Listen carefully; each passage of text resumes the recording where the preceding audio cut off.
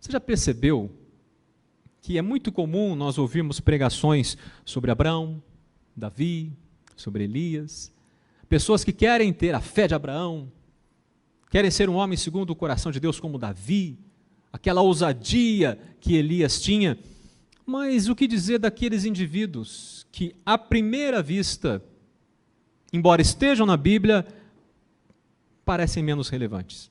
Então eu quero tratar com vocês rapidamente, na noite de hoje, sobre 4 lições extraídas da vida de personagens secundários da Bíblia.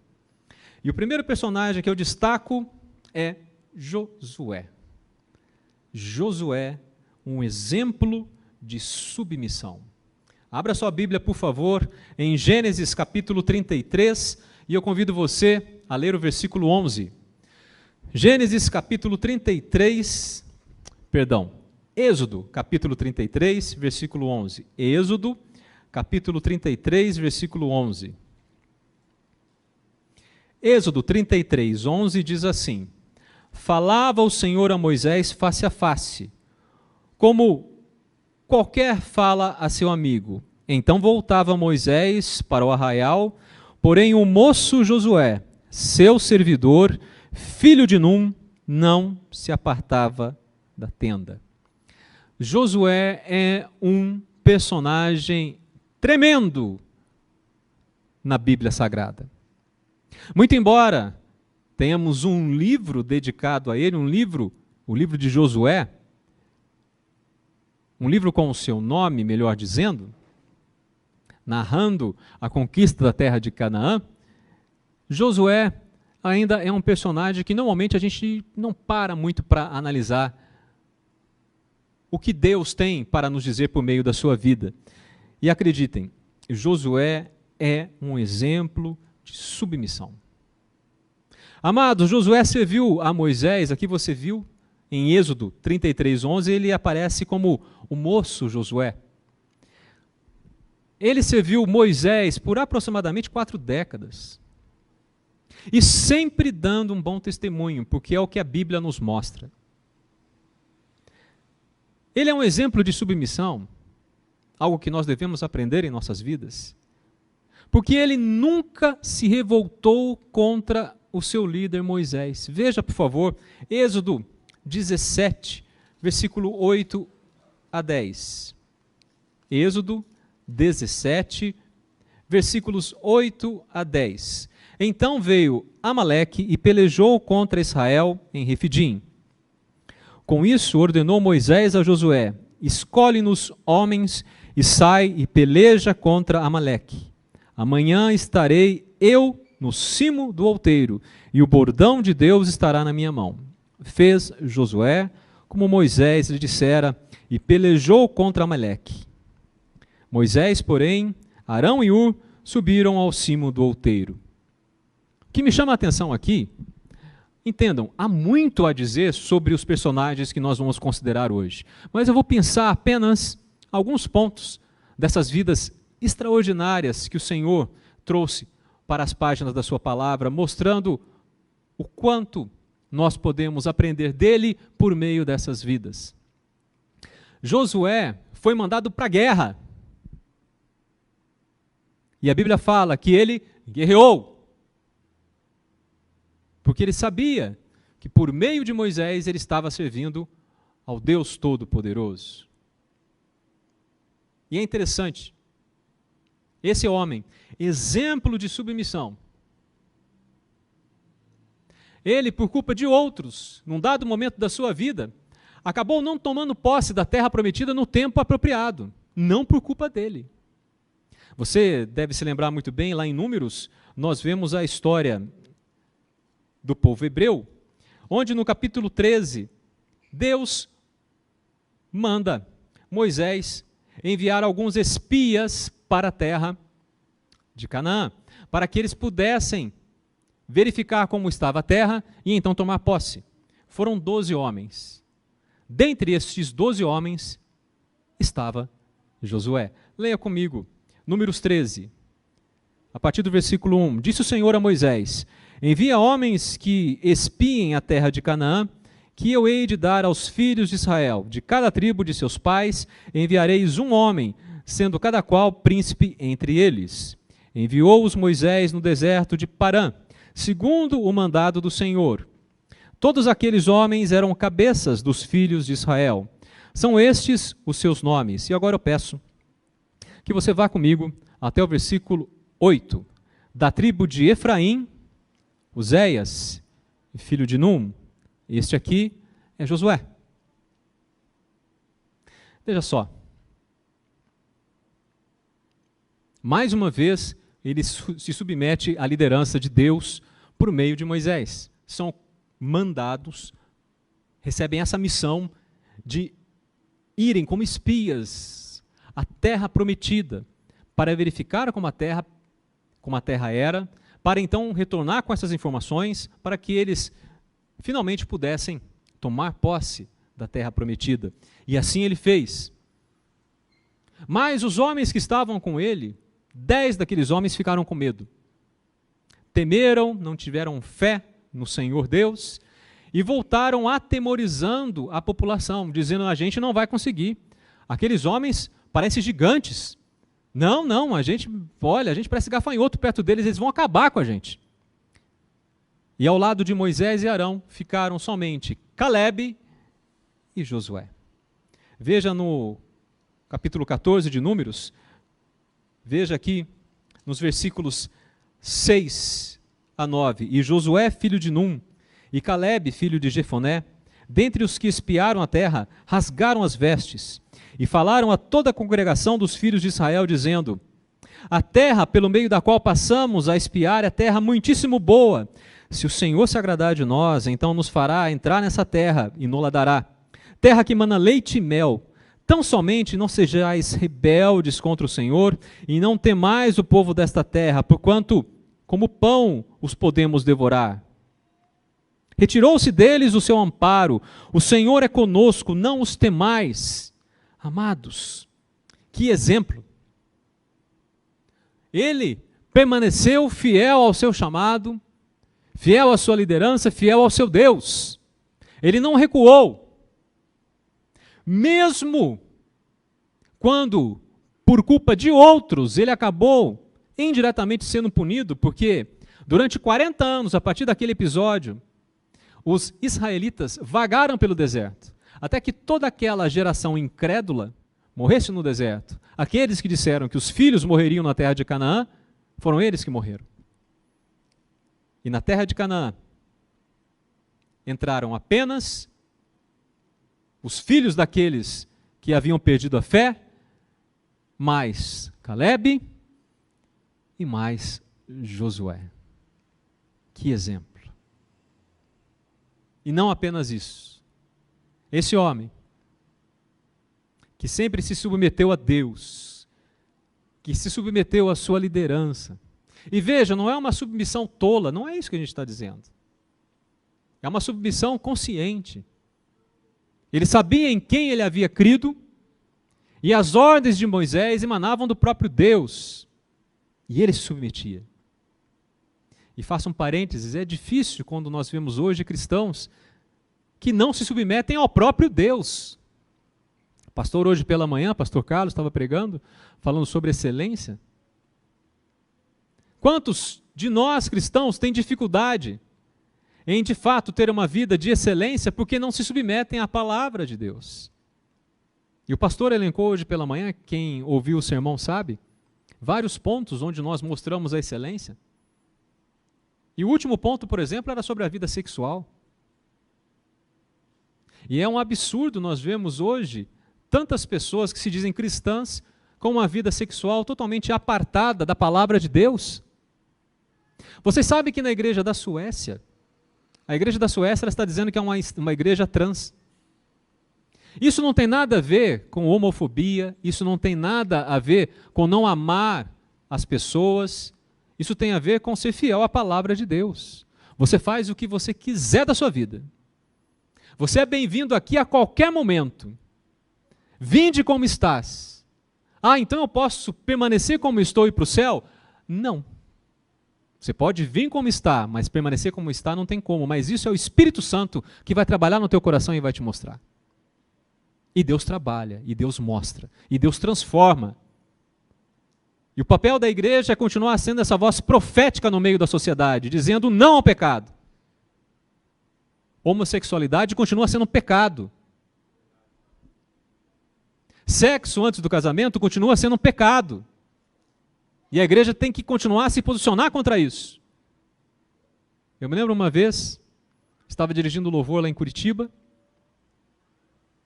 e uma menina tão bonita, filha de uma amiga minha, fez uma oração, fez uma declaração a respeito do Senhor naquele culto que eu fiquei tocado. Falei, poxa, que bonito ver uma menina tão bonita e crente. Algum tempo depois, aquela menina bonita, crente, solteira, apareceu grávida. Falei, mas aonde foi o amor do Senhor? Mas isso eu falo com muito temor, porque eu sei que sou um pecador também, e que Deus tenha misericórdia de nós. Temos, amados, que nos submeter, sim, à palavra de Deus. Temos que nos submeter, sim, às lideranças constituídas.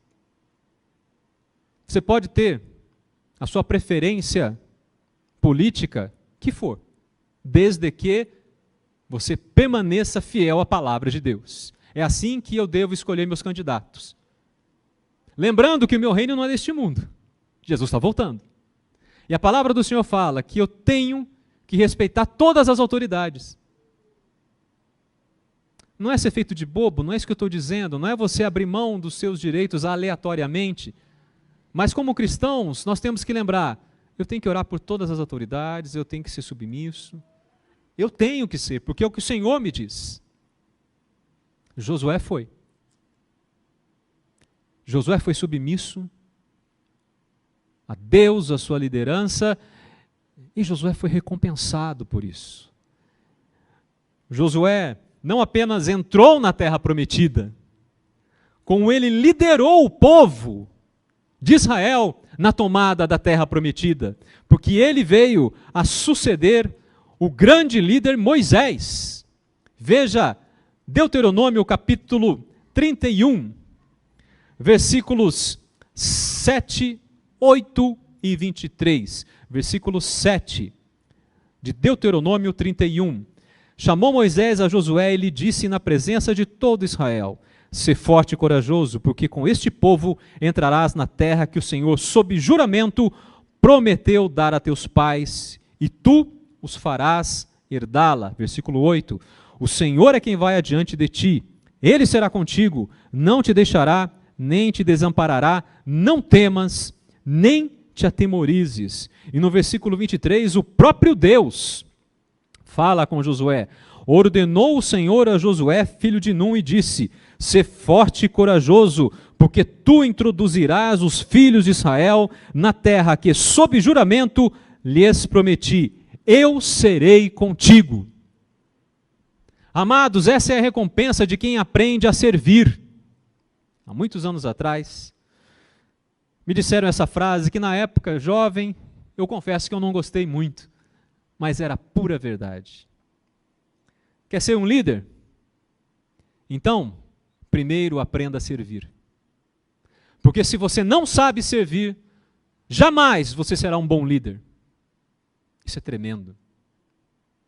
Josué primeiro aprendeu a servir, para depois se tornar em um grande líder escolhido por Deus para exaltar e glorificar o nome do grande Deus.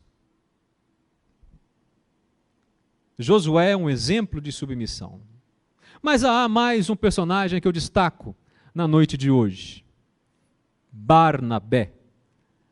Um exemplo de encorajamento. Abra sua Bíblia em Atos capítulo 4, versículo 36.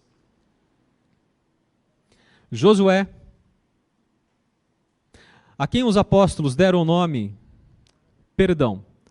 José, a quem os apóstolos deram o sobrenome de Barnabé, que quer dizer filho de exortação, levita, natural de Chipre. Este homem, amados, foi um cristão que me falta adjetivos. E como eu sinto falta de mais cristãos parecidos com Barnabé no meio da igreja. Vocês vão me entender. Esse homem tinha um coração voltado realmente para o reino de Deus. Veja no versículo 37. Como tivesse um campo, vendendo-o, trouxe o preço e o depositou aos pés dos apóstolos. Ele fez de livre e espontânea vontade, por amor à obra, por amor a Deus. A gente precisa de mais pessoas assim na igreja, amados. Pela manhã eu conversava com o pastor Carlos, e eu concordo com ele. A gente, muitas vezes, usa o termo voluntário na igreja, não é? Precisamos de voluntários, mas acaba que a gente conduz os irmãos, a gente acaba por conduzir os irmãos a um pensamento distorcido. Eu sou só voluntário, eu não tenho tanta responsabilidade. Não! Se você é um cristão, se você é um servo do Senhor, não interessa, você tem amor à obra. E você vai procurar fazer o melhor que você pode sempre, porque é para Deus. É para o Senhor. Então, se eu fui chamado para estar na portaria, eu vou ser o melhor porteiro. Eu vou receber as pessoas com muito amor, com muita dedicação, porque eu quero que elas vejam a luz de Cristo em mim. Se eu fui chamado para limpar a igreja, eu vou limpar, deixar um brinco. Porque eu amo a obra de Deus. O que quer que o Senhor traga às nossas mãos, se nós amamos ao Senhor, nós vamos procurar fazer da melhor forma possível. E nós vemos isso na vida de Barnabé. Mas, eu disse, ele é um exemplo de encorajamento. Evidentemente, todas essas características que serão tratadas hoje, nós conseguiremos ver essas características em todos os personagens, de uma forma geral. Mas eu estou destacando um ponto que mais me chama a atenção na vida de cada um deles, compreende? E na vida de Barnabé, é a questão do encorajamento. Veja, Barnabé foi até Paulo, o grande apóstolo Paulo, quando ninguém queria saber de Paulo. Veja ali em Atos 9, versículos 26 e 27. Tendo chegado a Jerusalém, procurou juntar-se com os discípulos. Se referindo aqui a Paulo, que ainda era conhecido como Saulo.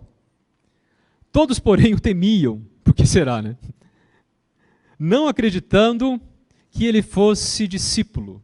Agora vejam o versículo 27. Mas Barnabé, tomando consigo, levou aos apóstolos e contou-lhes como ele vira o Senhor no caminho e que este lhe falara, e como em Damasco pregara ousadamente em nome de Jesus. Veja, Barnabé, quando todo mundo tinha medo de Paulo, ninguém queria saber, ninguém acreditava que Paulo havia realmente se convertido, Barnabé foi lá, pegou Paulo pelas mãos, trouxe até a liderança da igreja e disse, não, esse rapaz é crente mesmo. Aconteceu isso com ele, que maravilha. Um decote aqui, que as pessoas que estão nos vendo no YouTube não fiquem escandalizadas comigo, mas sabe que muitas vezes em algumas igrejas é muito mais comum você ver alguém que quer derrubar o irmão do que quem quer ajudar. Alguém que quando vê o irmão no início da fé, assim, cheio de talento, que pode ser um grande líder moldado e usado por Deus, ao invés de ajudá-lo, não, já quer apagar, não, deixa para lá, não. Tem pastores que fazem isso.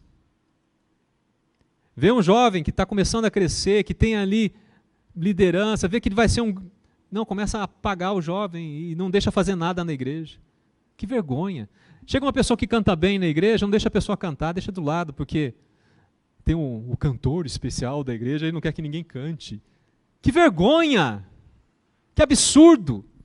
Por isso eu dou glórias a Deus pela nossa igreja e tenho que fazer aqui esse elogio público, porque, como eu sempre disse, nós somos membros dessa igreja pelo amor de vocês, irmãos. A maneira com que vocês nos amaram, a maneira com que vocês nos receberam. Dou glórias a Deus pela nossa liderança, por tudo que a liderança tem permitido que a gente faça, a começar pela pessoa do pastor Carlos, todos os presbíteros, diáconos, todos os irmãos. Que maravilha! Mas, infelizmente, existem pessoas que não pensam assim. Se você que está ouvindo essa pregação se identifica, por favor, mude e seja mais parecido com Barnabé. Barnabé encorajou Paulo, e você viu o que aconteceu, né? Em quem se transformou Paulo? nas mãos do Senhor. Ele ajudou Paulo no início do seu ministério. Você vê isso em Atos 11, 22 a 26. Abra aí para você acompanhar comigo. Atos capítulo 11, versículos 22 a 26.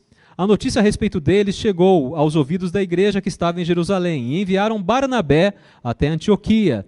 Tendo ele chegado e vendo a graça de Deus, alegrou-se e exortava a todos que com firmeza de coração permanecessem no Senhor, porque era homem bom, cheio do Espírito Santo e de fé, e muita gente se uniu ao Senhor. E partiu Barnabé para Tarso à procura de quem? De Saulo. Tendo-o encontrado, levou-o para Antioquia. Olha que maravilha, gente. Barnabé, um homem bom, cheio do Espírito Santo, foi atrás de Paulo, trouxe ele para aquela igreja, investiu na vida de Paulo. Ele apoiou Paulo. Eu tenho certeza que Deus se usou de Barnabé na vida de Paulo. Paulo não teria se transformado no grande apóstolo se Deus também não tivesse utilizado Barnabé na vida dele. Tudo fazia parte do plano de Deus, tudo. Inclusive usar a vida de Barnabé, eu tenho certeza. Você já pensou que alegria você poder investir na vida de alguém, ser um instrumento nas mãos do Senhor na vida de alguém, e daqui a pouco ver aquele homem se transformar num Billy Graham, por exemplo? Sabendo que Deus usou de você, tão pequenininho, como instrumento, para que aquela vida moldada por Deus fosse transformado no maior evangelista do século XX? Jamais se Deus faz isso novamente agora, no século XXI, e se usando da sua vida. Que coisa maravilhosa! Barnabé tinha tanta essa característica de ser um incentivador, que num dado momento, ele até se opôs ao próprio Paulo para ajudar um outro irmão, Marcos. Veja, no capítulo 15 de Atos, você já conhece a história, capítulo 15, versículo 39. Houve entre eles tal desavença, que vieram a separar-se. Então Barnabé, levando consigo a Marcos, navegou para Chipre. Amados, esse era Barnabé. Quem somos nós? Nós temos encorajado os irmãos. Já vimos, quer ser líder? Primeiro aprenda a servir. Já é um líder? Saiba que líder produz líder. Ovelha reproduz ovelha. Líder tem que investir na vida dos futuros líderes. Porque nós não sabemos quanto tempo o Senhor vai permitir, que nós permaneçamos deste lado do céu. Você não sabe se o Senhor vai te chamar amanhã, hoje, para ir para o céu. Quem vai ficar no seu lugar? Fique tranquilo, eu sei. Deus é que é o dono da obra, é o dono da igreja. Ele sempre tem como colocar as peças no lugar certo, mas cabe a nós, humildemente, investimos na vida dos irmãos que têm talentos, que têm dons espirituais, que têm características de liderança, para auxiliá-los a alcançar o maior potencial que Deus tem para eles. Mas não apenas pensando em liderança de igreja, não. Pensando principalmente no crescimento como crente em Jesus Cristo. Amados, eu sou o que sou hoje também pela vida de crentes abençoados, que investiram tempo, oração, amizade na minha vida, e investem até hoje. Mais importante do que ser um líder é ser um crente em Jesus Cristo. Um cidadão do céu. Você tem investido na vida de pessoas para que elas sejam realmente verdadeiras cristãs, verdadeiros crentes em Jesus Cristo? Eu pergunto, você quer ser útil no reino de Deus? Então encoraje os irmãos no caminho de Deus. Terceiro personagem que eu quero chamar a atenção. Esse, então, é um dos que a gente menos se lembra. Ananias. Tenho certeza que alguns se lembraram do Ananias e Safira que morreram porque não deram a oferta realmente de coração. Não é desse que eu estou falando. Eu estou falando do Ananias de Atos, capítulo 9, versículo 10. Veja comigo. Atos 9, 10. Ora, havia em Damasco um discípulo chamado Ananias. Disse-lhe o Senhor numa visão: Ananias, ao que respondeu: eis-me aqui, Senhor. Então o Senhor lhe ordenou: dispõe-te e vai à rua que se chama Direita, na casa de Judas, procura por Saulo, apelidado de Tarso, pois ele está orando, e viu entrar um homem chamado Ananias, e impor-lhe as mãos para que recuperasse a vista. Ananias, exemplo de obediência. Amados, quando você pensar em obediência, pode se lembrar desse homem aqui.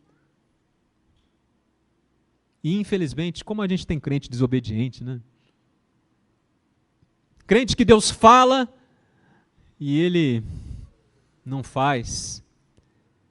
Crente que Deus manda e ele fica sempre procurando ali um subterfúgio, uma desculpa, e coloca desculpa em doença, e coloca desculpa em família, e coloca desculpa em tempo, tudo para não fazer o que Deus deseja e quer que ele faça. Ananias não.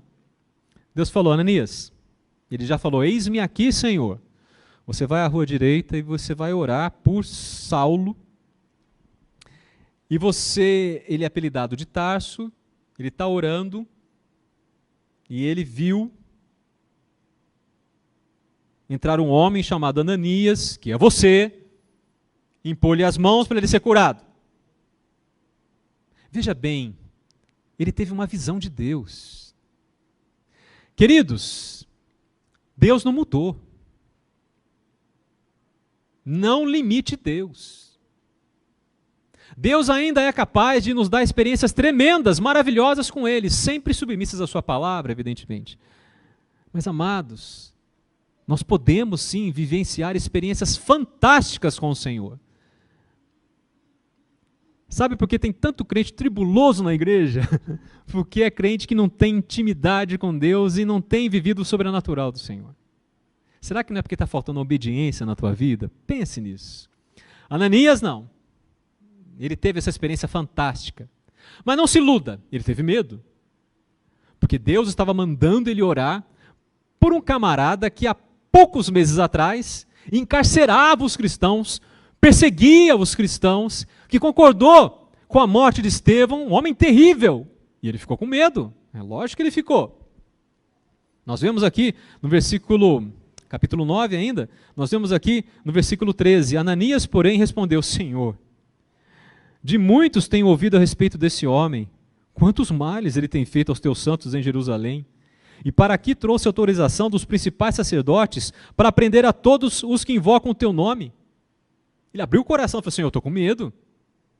Esse homem aí está vindo, ele veio poderoso para detonar a gente, Senhor. Obediência não é sinônimo de falta de preocupação. Mas só que o crente obediente, ele apresenta a Deus em oração as suas preocupações. Senhor, eu tenho preocupação com isso, isso, isso, isso. Mas se é o Senhor que me manda agir dessa forma, então eu irei. Foi o que ele fez, ele obedeceu ao Senhor. Nós vemos aqui no versículo 15 a 17 que ele foi direitinho como Deus mandou. Lá ele encontrou Saulo, cego. E ele chega, no versículo 17, foi entrando na casa, impôs as mãos, dizendo: Saulo, irmão, o Senhor me enviou, a saber, o próprio Jesus que te apareceu no caminho por onde vinhas, para que recuperes a vista e fiques cheio do Espírito Santo. E sabe o que aconteceu? Versículo 18. Imediatamente lhe caíram dos olhos como que umas escamas, e tornou a ver. A seguir, levantou-se e foi batizado. Ananias, pela sua obediência, viu o sobrenatural de Deus acontecer na sua frente. Me diga, crente em Jesus Cristo, quantas vezes você já viu o sobrenatural de Deus acontecer na tua frente?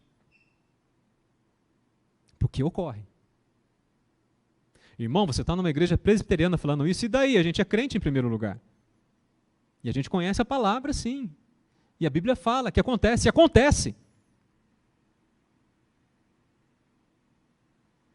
Deus é todo poderoso. Ele é maravilhoso. E amados, quando nós presenciamos um milagre de Deus na nossa vida, Olha, é um dos momentos mais felizes da vida de um crente. Vendo em primeira mão Jesus atuando, o Senhor agindo. Meus irmãos, é maravilhoso você orar por alguém. Posso contar o testemunho? Minha mãe é uma mulher de oração. Meu irmão, vocês sabem, ele trabalha para a prefeitura. E ele estava num emprego que exigia muito dele. Então ele trabalhava todo sábado. E acordava às 5h30 da manhã, de segunda a sábado. Acordava às 5h30 da manhã para trabalhar. E aquilo estava complicado. Ele queria continuar trabalhando, evidentemente, mas não aos sábados. Então a gente começou a clamar. E foi tremendo que numa quinta-feira, se não me falha a memória, nós fizemos oração em casa. Minha mãe clamou. E para a glória de Deus, na sexta-feira, meu irmão ligou para minha mãe e falou assim: mãe, dá um glória a Deus aí, porque acabei de ser transferido para um outro serviço, melhor ainda, dentro de onde eu trabalho, e não vou mais trabalhar sábado. Amados, Deus responde orações. Você pode dizer, mas algo tão pequeno para você, para nós foi uma bênção tremenda. Deus age, Deus cura. Quantas vezes eu já vi Deus curando? Mas saiba, sempre submisso à vontade de Deus. Lembra? Como Josué, submisso sempre. É feita a vontade do Senhor. Ele tem o melhor para nós. Confie nele. E você vai se surpreender com o que Deus fará. Quer viver o sobrenatural de Deus? Obedeça ao Senhor.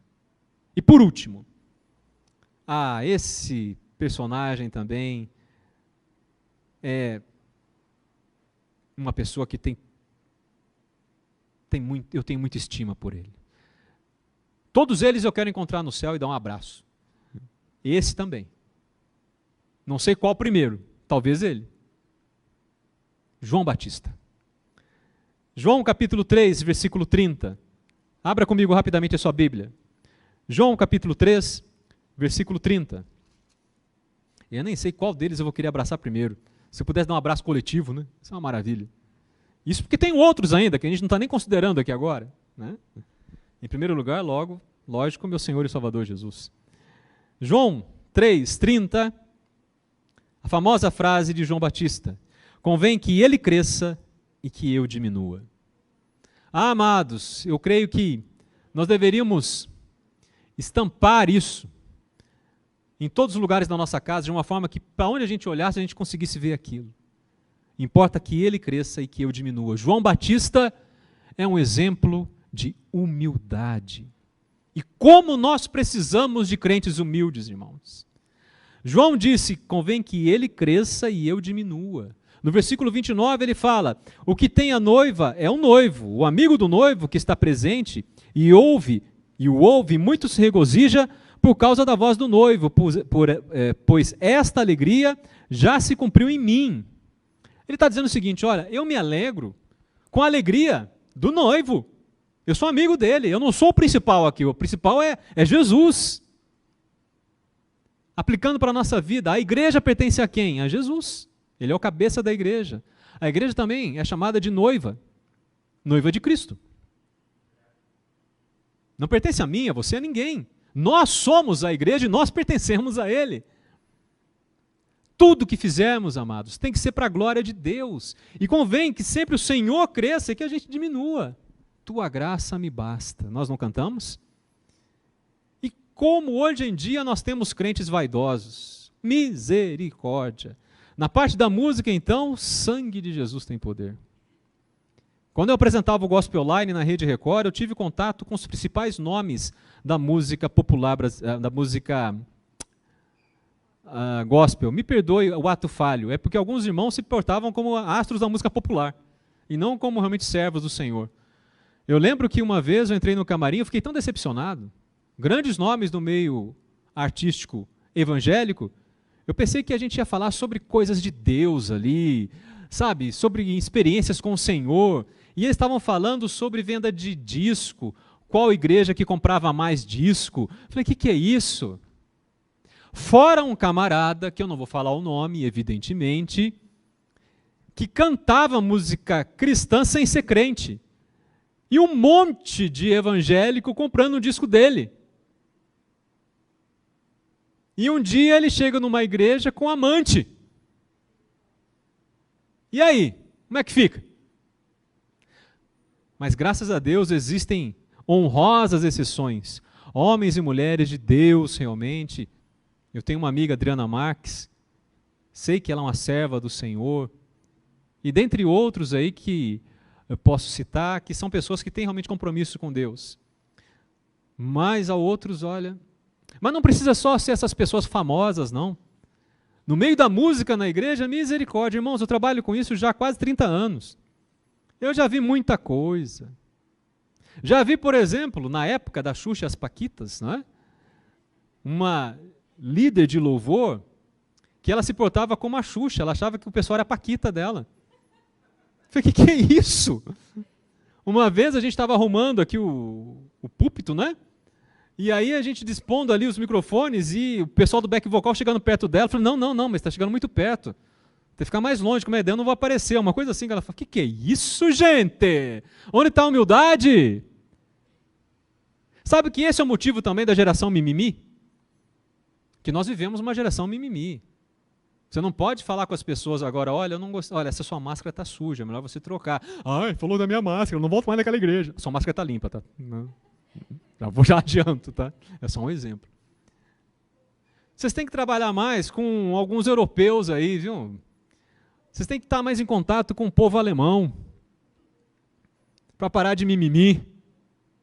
Eu trabalhei com um pastor, eu tenho que explicar bem, porque senão parece que eu estou falando de animal, que é um pastor alemão. Mas ele era alemão e era pastor. E um dia eu dirigindo louvor, e eu falei para ele assim, coloquei uma música no louvor, aí falei, e aí pastor, o senhor gostou, pastor, dessa música? Sabe o que ele falou para mim? Não. Eu não perguntei. Eu falei, pastor, gostou desse louvor? Não. Aí você fica com aquela cara de coxinha, né? Eu falei, por que o senhor não gostou? Ele explicou. E depois vendo que o jeito dele era esse. Eu não perguntei? Perguntei, falei, não gostei. Tudo bem. Se ele tivesse gostado, ele teria dito, gostei. Brasileiro, às vezes, é muito cheio de nhinhinhi. Mas é isso também por falta de humildade, porque você acha que você é a última cereja do bolo. Amados, vamos ser humildes. Vamos reconhecer o nosso verdadeiro papel. E vamos lembrar que nós estamos aqui para glorificar a Deus e não a nós. João Batista sabia disso. O Senhor disse a respeito dele que, nascido de mulher, não houve profeta maior do que ele. E ainda assim esse homem disse, convém que ele cresça e eu diminua. Quer ser honrado pelo Senhor? Quer ser honrado pelo Senhor? Humilhe-se diante dele. Jesus disse em Mateus 23:12, quem a si mesmo se exaltar, será humilhado. E quem a si mesmo se humilhar, será exaltado. Amados, termino dizendo, nós precisamos nas nossas igrejas mais pessoas parecidas com esses homens. Precisamos de mais pessoas submissas, incentivadoras, obedientes e humildes. E que sejamos nós os primeiros a sermos essas pessoas. Amém?